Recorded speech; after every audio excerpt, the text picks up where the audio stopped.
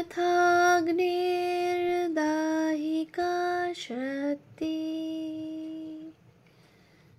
रामकृष्णे स्थिता हि या सर्वविद्यास्वरूपां तां शारदां प्रणमाम्यहम्।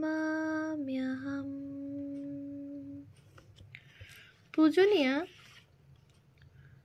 প্রব্রাজিকা নির্ভয়প্রাণা মাতাজির সম্পাদনায় রচিত ভারতী প্রাণার স্মৃতিকথা গ্রন্থ থেকে পাঠ। পৃষ্ঠা সংখ্যা ৯৯। ঘটনাপঞ্জি।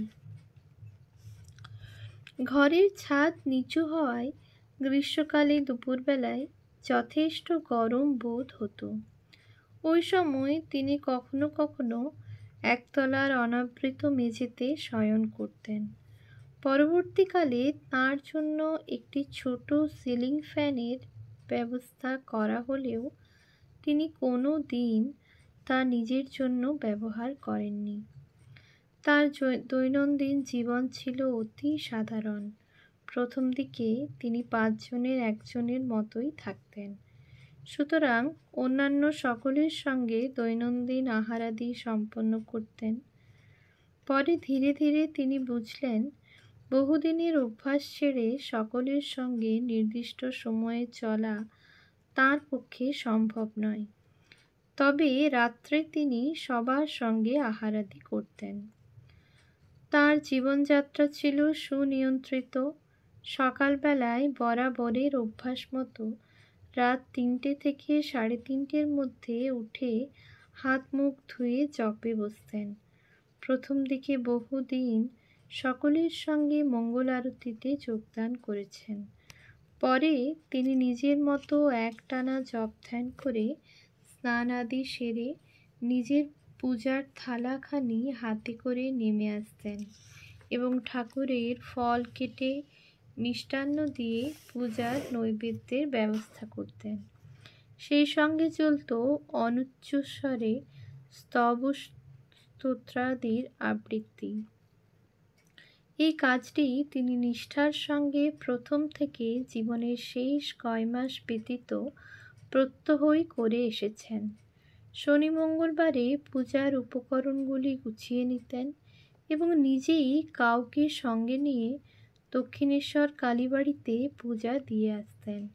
শীত গ্রীষ্ম সমভাবে হেঁটে যাতায়াত করতেন। পরে একজন ভক্ত মঠের জন্য একটি রিক্সা দান করায় রিক্সা করে যেতেন। তার গঙ্গা প্রীতি ছিল অসাধারণ।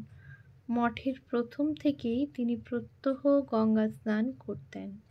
শীত গ্রীষ্ম বর্ষা কোনো কালেই ব্যতিক্রম হতো না। গঙ্গায় জোয়ার ভাটা অনুযায়ী তিনি স্নান করতে যেতেন।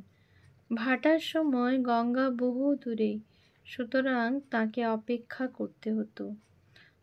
কবে কোন সময় গঙ্গার জল সিঁড়ির কত কাছে থাকবে সেসব তাঁর নখদর্পণে ছিল। অষ্টমী থেকে একাদশী পর্যন্ত জল পরিষ্কার থাকাকালে ঠাকুরের রান্না ও পূজার জল তোলার ব্যবস্থা ছিল।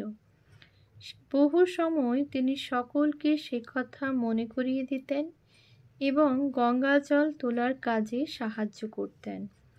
সকালে ঠাকুরের ফল ভোগের ব্যবস্থা আদি করে নিজের ছোট্ট থালায় পূজার ফুল, বেলপাতা, দূর্বা, চন্দন আদি নিয়ে তিনি উপরের ঘরে চলে যেতেন।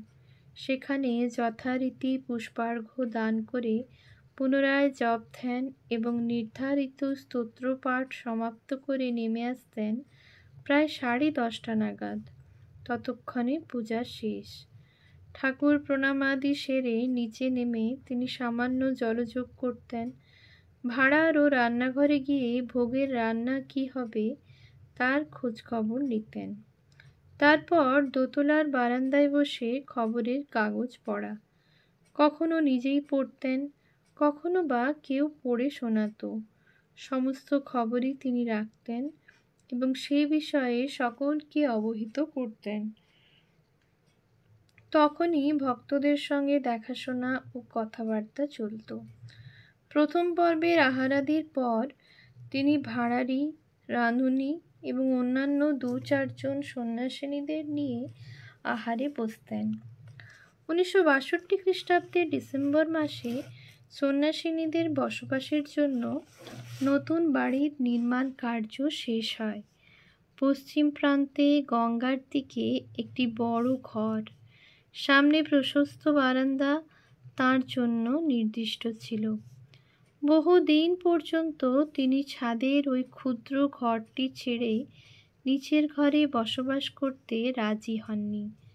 বেশ কয়েক মাস পরে তিনি ওই ঘরে রাত্রিবাস করতেন, কিন্তু তখনও ওই ছোট ঘরে জপ ধ্যান এবং দ্বিপ্রহরের আহারের পর বিশ্রাম ও পড়াশোনাদি করতেন। ঠিক 3টের সময় তিনি চিঠি লিখতে বসতেন। একটি ছোট বাক্সে তাঁর চিঠিপত্রাদি লেখার সরঞ্জাম থাকত। পত্রের উত্তর তিনি নিজেই লিখতেন, তবে চিঠিপত্রের সংখ্যা ক্রমশ বেড়ে গেলে একজন সন্ন্যাসিনী নিয়মিত তাঁর নির্দেশ মতো চিঠি লিখে দিতেন। বিকেলের দিকে ঠাকুরবাড়ির দোতলার বারান্দায় বসে তিনি ভক্তগণের সঙ্গে কথাবার্তা বলতেন। সন্ধ্যারতির সময় ভজন শুরু হতো। তিনি ঠাকুর ঘরে তাঁর আসনে বসে জপ করতেন। ভজনের শেষে আবার বাইরে চেয়ারে বসে সন্ন্যাসিনী, ব্রহ্মচারিণী এবং সমাগত ভক্তদের প্রণাম গ্রহণ করে নিজের ঘরে প্রত্যাবর্তন।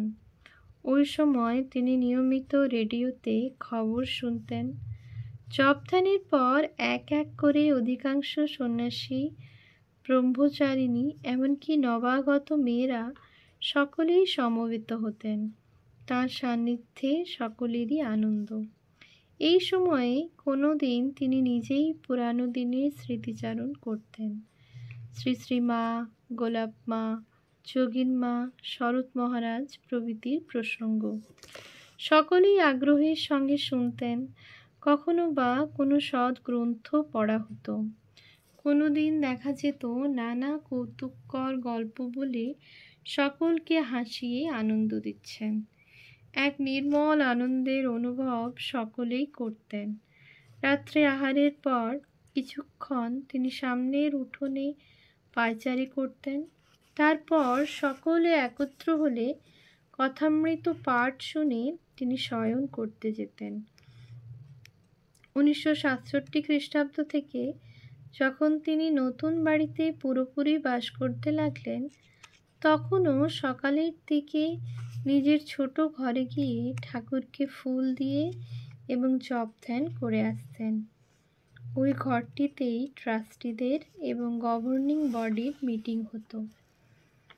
কোনো রকম বাহুল্য তাঁর একেবারেই পছন্দ ছিল না। জিনিসপত্র থাকলেও অধিক কিছু ব্যবহার করতেন না। তার সব কিছু গোছানো, ছিমছাম ও পরিচ্ছন্ন থাকত। একখানি কাপড় বেশ কিছুদিন ব্যবহার করার পর কাচতে দিতেন।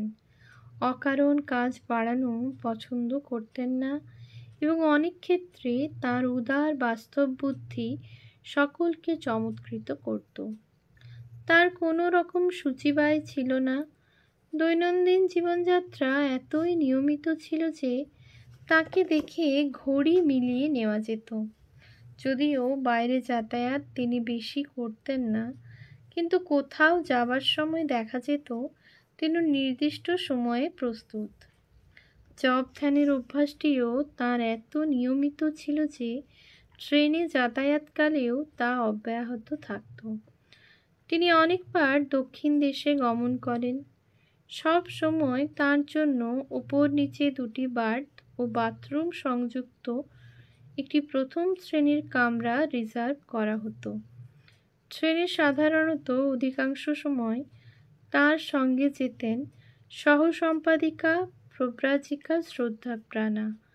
ট্রেনেও নিয়মিত জপ ধ্যান ও স্নান আহারাদি অনুরূপভাবেই চলত। চা পান করার কোনো অভ্যাস তাঁর ছিল না, কিন্তু অপরের অভ্যাস ও সুবিধা অসুবিধার প্রতি তার তীক্ষ্ণ নজর ছিল। যাদের চা পানের অভ্যাস আছে তারা সময় মতো চা না পেলে তিনি বিশেষ উদ্বিগ্ন হতেন। ট্রেনে তিনি কোনো অসুবিধা বোধ করতেন না। অবশ্য এখন আর ওইরূপ সম্পূর্ণ পৃথক কামরার চল নেই। বছরে একবার করে তিনি কলকাতার সমস্ত শাখা কেন্দ্রগুলিতে উৎসব উপলক্ষে গিয়ে 2-3 দিন বাস করতেন। ওই সময় সেসব কেন্দ্রে সকলের আনন্দের সীমা থাকত না। তিনি স্বয়ং নিবেদিতা স্কুলের ছাত্রী ছিলেন এবং বহুদিন বোর্ডিংয়ে বাস করায় ওই স্কুলের প্রতি তাঁর একটি বিশেষ টান ছিল। প্রতি বৎসর আনন্দের সঙ্গে শিল্প বিভাগের প্রদর্শনীর উদ্বোধন করতে যেতেন। নিবেদিতা স্কুলে বাসকালেও প্রতিদিন সকালে গঙ্গা স্নানে যেতেন এবং ফেরার পথে উদ্বোধনে শ্রী শ্রী মাকে প্রণাম করে আসতেন। যতদিন তার গর্ভধারিণী জীবিত ছিলেন তার সঙ্গে বিকেলে দেখা করে আরতির আগে ফিরতেন। উল্টো রথের শুভ দিনে তাঁর জন্ম এই কথা কারো জানা ছিল না। তিনি কোনো দিনও বলেননি।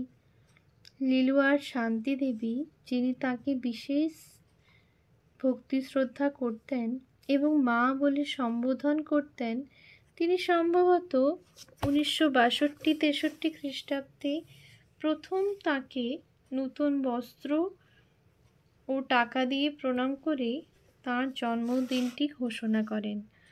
তদবধি ওই দিনটি মঠে পালন করা শুরু হয়। প্রথম প্রথম খুব অনাড়ম্বরভাবে হলেও পরবর্তীকালে সকলেই ওই দিনটি বিশেষ উৎসাহের সঙ্গে পালন করতেন। কলকাতাস্থিত সকল শাখা কেন্দ্রগুলি থেকে সন্ন্যাসিনী ও ব্রহ্মচারিণীগণ তাঁকে প্রণাম করতে আসতেন। তিনি নব বস্ত্র পরিধান করে বারান্দায় তাঁর বেতের চেয়ারটিতে বসতেন। তাকে সুন্দর মালা পরানো হতো। সকলে একে একে প্রণাম করতেন। উল্লেখ্য, স্বামী বীরেশ্বরানন্দ মহারাজ বেলুড় মঠের অধ্যক্ষ পদ অলঙ্কৃত করার পর প্রায় প্রতি বৎসরই এই জন্মদিন উপলক্ষে তাঁর জন্য নতুন গৈরিক বস্ত্রাদি প্রেরণ করতেন। ভক্ত ও শিষ্যের সংখ্যা বর্ধিত হওয়ায় পরবর্তী জন্মদিনগুলিতে পরিতৃপ্তি সহকারে সকলকে বসিয়ে প্রসাদ দানের ব্যবস্থা করা হয় এবং ক্রমে এই দিনটি বেশ বড় গোছের উৎসবে পরিণত হয়। প্রসঙ্গক্রমে বলা যায়, প্রথম দিকে ভারতীপ্রাণা মাতাজিকে সকলে মাসিমা বলেই সম্বোধন করতেন। পরে তাঁকে মা বলে ডাকায় স্থির হয়। তিনিও ওই ডাকে সহজেই অভ্যস্ত হন। অতঃপর সন্ন্যাসিনী, ব্রহ্মচারিণী এবং সমাগত ভক্তবৃন্দ সকলেই মধুর মা নামে তাঁকে সম্বোধন করতেন। শ্রী শ্রী মার সঙ্গে উদ্বোধনে থাকাকালে সেখানকার জীবনচর্চা, ঈশ্বরমুখী জীবন, ভগবৎ সেবা, ভক্ত সেবা ভারতীপ্রাণা মাতাজির জীবনে এক উচ্চ দৃষ্টিভঙ্গি দান করেছিল। মঠ জীবনের প্রতিটি কার্যে তার প্রতিফলন সকলকে মুগ্ধ করত। যারা ভারতীপ্রাণা মাতাজির সঙ্গে ঠাকুর ঘরে কাজ করত তাদের সকলের মনে শ্রী শ্রী ঠাকুরই সব, মঠের যাবতীয় কার্যকর্ম তাঁকে কেন্দ্র করে, এই ভাবটি তিনি মুদ্রিত করে দিতেন। শ্রী শ্রী ঠাকুর, মা ও স্বামীজি এই মঠে সাক্ষাৎ অবস্থান করছেন, এটি ভারতীপ্রাণা মাতাজির প্রতিটি আচরণে প্রকাশ পেত। কিন্তু কোনো আচরণে অকারণ আবেগ বা উচ্ছ্বাসের আধিক্য দেখা যেত না। সকলকে নিয়ে ভালোবাসার সঙ্গে একত্রে থাকা তার সরল সুন্দর জীবনে শ্বাস প্রশ্বাসের মতোই সহজ ছিল। মঠের প্রতিটি অঙ্গের প্রতি ভারতীপ্রাণা মাতাজির অকৃত্রিম ভালোবাসা সকলকে স্মরণ করিয়ে দিত শ্রী শ্রী সারদা দেবীর পক্ষপাতহীন অনাবিল স্নেহের কথা।